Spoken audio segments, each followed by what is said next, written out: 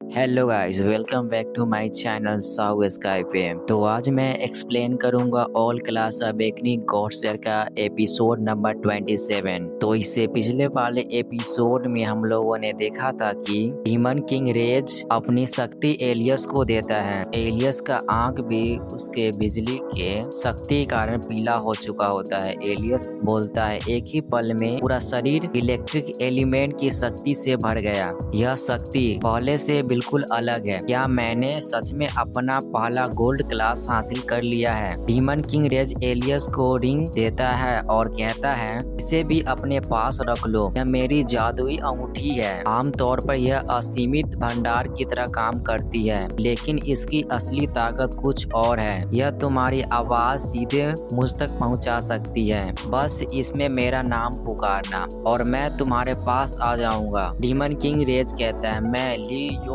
आज यह शपथ लेता हूँ, चाहे तुम दुनिया के आखिरी छोर पर क्यों न हो, जब भी तुम्हारी आवाज मेरे कानों तक पहुँचेगी मैं तुम्हें ढूंढने जरूर आऊंगा। एलियस बोलता है और यहाँ से एलियस अपने क्लास को सीज करके अपने बर्ड्स को समन करता है और उस पे चढ़ के उड़ जाता है और कहता है समय तेजी से खत्म हो रहा है, मुझे ऊपर जाना होगा। बैरियर टूटने के बाद तुम सबको साथ लेकर यहाँ से निकल जाना। डीमन किंग रेज कहता है तो फिर आओ इस देवताओं के खेल के मैदान को हमेशा के लिए ध्वस्त कर दे। फिर यहाँ से हम हंटिंग ग्राउंड को देखते हैं जिसमें मोटू कैनिस को बोल रहा होता है अपने पीछे घूमो और उस औरत को मार दो। यह सब बात सुनकर सभी लोग हैरान हो जाते हैं और उसका हस्बैंड बोलता है तुम क्या करना चाहते हो? गैनिक बोलता है लार्क तुम बहुत ही शरारती हो, लेकिन यही बात तुम्हें दिलचस्प बनाती है। और अपने कान से ईयरबड्स निकालता है और अपने मुट्ठी में दबाकर उसे तोड़ देता है और कहता है तुम यहाँ से निकल जाओ और अगर चल नहीं सकते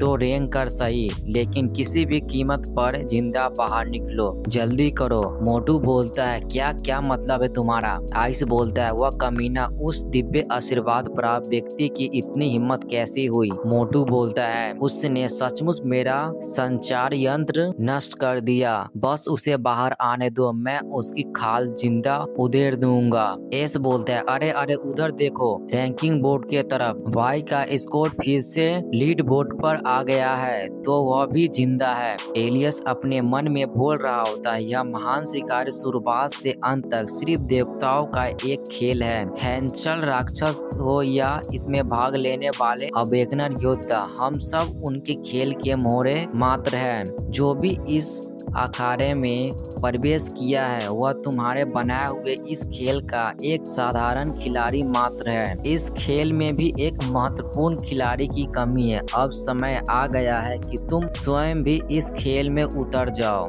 हम देखते हैं एलियस जंगल में घूम रहा होता है, फिर अपने मन में बोलता है यह दुनिया एक बहुत बड़े अंधकार रहस्यमय धुंध के जंगल जैसी है। एक बार अगर तुम इसके नियंत्रण के दायरे में आ गए तो फिर सही रास्ता कभी नहीं ढूंढ पाओगे। अपने पिछले जीवन में मैंने पूरी जिंदगी देवताओं के बुने हुए झूठ के अंदर बिताई, लेकिन अब पीछे मुड़कर देखता हूँ तो समझ आता है कि उसमें कितनी बड़ी बड़ी कमियां थी। बिल्कुल इस अंधकार में धुंध के जंगल की तरह हम एक और मॉन्स्टर को देखते हैं जो कि एक पेड़ से बंधा होता है और उसको कुछ ग्रीन कलर का मेडिसिन उसके बॉडी में पाइपों द्वारा इंजेक्ट किया जा रहा होता है। एलियस बोलता है तो तुम ही इस काली धुंध का स्रोत हो, लगता है तुम भी दिव्य कुल के जाल में फंसाए हुए एक बेचारे इंसान हो। फिर यहाँ से हीली का फ्लैशबैक देखते हैं जो कि कोई बोल रहा होता है सोलिन उठ जाओ जल्दी करो उठ जाओ। हीली कहती है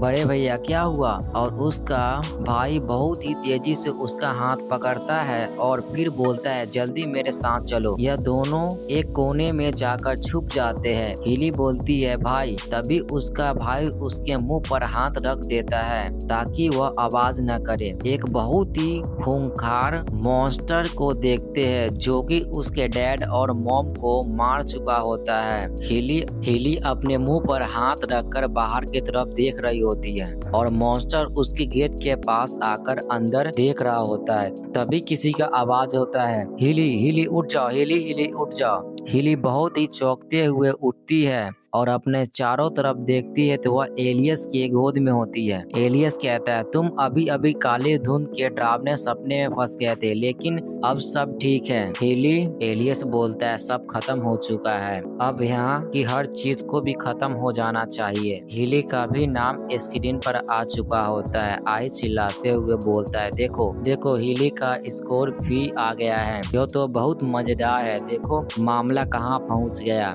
लार्क शायद फिर से अपनी शर्त हार जाएगा। एस बोलता है, हा हा हा, अब तो उसका दिव्य आशीर्वाद पाने वाला भी उसकी बात नहीं मान रहा। क्या यह उसके लिए बहुत शर्मनाक नहीं है? मोटू गुस्से में बोलता है, थीम्स, मैं आदेश देता हूँ कि सभी कैद डीमन को आजाद कर दो। थीम्स बोलता है, आजाद? वह चीज वाकई में बहुत खतरनाक है, और अगर उससे भी बी क्लास लॉर्ड को उत्तेजित कर दिया गया तो? मोटू बोलता है, बिल्कुल, अब मुझे जीत हार की कोई परवाह नहीं है, मैं बस चाहता हूँ कि वह सब वहीं मर जाए। वोट करते आज यहाँ दिव्य कुल के 5 सदस्य मौजूद हैं। तुम लोग भी इससे थोड़ा और बेरहम बनाना चाहते हो, है ना? आइस बोलते है, अगर देखने के लिए इतना अच्छा तमाशा मिल रहा हो तो उसे क्यों छोड़े?